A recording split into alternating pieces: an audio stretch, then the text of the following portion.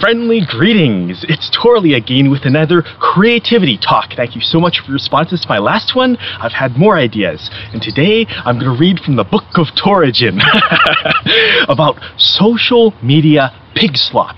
No offense to pigs, but if you've seen the Tim and Eric Awesome show, then you know there's that segment called Trag's Tro with the character actor Fred Willard, and it has humans eating slops out like pigs, like lowly creatures, which they should not be. And why this relates to social media is precisely because there are so many buzzwords out there that are being flapped about like lousy birds that can't really fly, but they wish they could. Empty words like transparency and openness and all this sort of crap, which has a good root. It has a nice root meaning, but it's not being used to its potential often. People use it as a form of linguistic astroturfing. It's quite lame to see that sort of verbiage just thrown about, spewed about, because it has no follow-up action. For instance, there are big companies that talk about, oh, we're going to have a transparent and open policy, but they never really follow up on it. They use Twitter, but they don't interact with their customers. Therefore, it is pig slop.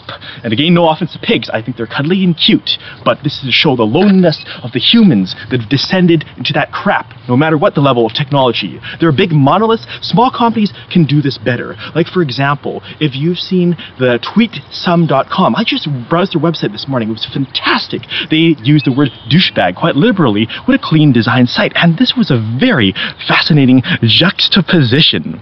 However, what they've also done well is a really fun video tutorial. They really shake you out of the sort of predefined expectations of what you have. Let me use another favorite or unfavorite pet peeve.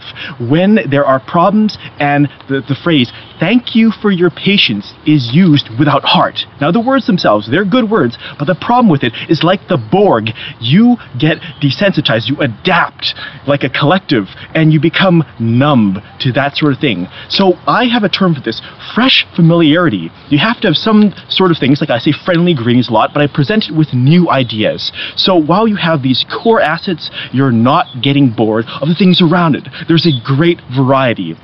Another problem is when writers who do reviews on these social media sites, they don't state their back channel interests. Like, they may say disclosure, but they're not telling you that what they're writing is sensationalist fluff and they're doing it to make dollars. They don't tell you, oh, I'm in it for the money. Of course, it seems to be a very dirty thing in sort of a George Carlin way. But if people were more into open humility and pride at the same time, as contradictory as it sounds, we would have many better pieces of content that we could actually use instead of stuff that has a crazy headline like, why the Japanese hate the iPhone. I hate that. That was crap. That was lousy, lousy, lousy. Not only it wasn't reporting, it was just useless, designed to rile people's up emotions and get traffic. But beyond that, what can we achieve? That's not creative. So use these all as the sorts of tent poles. Use these as not just mantras that you repeat, but you must act in them. That's creating. Creating is not just sitting around talking about it. It's having a discussion that leads to something better. It's not just about joining a discussion, but bringing something back that you can share with the group, whether it's close friends or strangers or a larger circle of people that you want to be artistic with. Even if you're shy at first, hopefully you'll find acceptance within that group, and hopefully over time you'll become used to each other's style. Like a great band, all the different members, whether it's the singer and the drummer and the guitarist. If you're the lead singer and the guitarist, that's cool, but then you can all mesh and perform and have this great group vibe jamming together.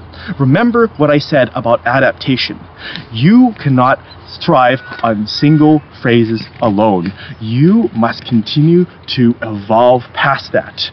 Fresh familiarity, and here's my catchphrase of the day, like characters on a TV show, you must grow. Got that? Like characters in a TV show, you must grow.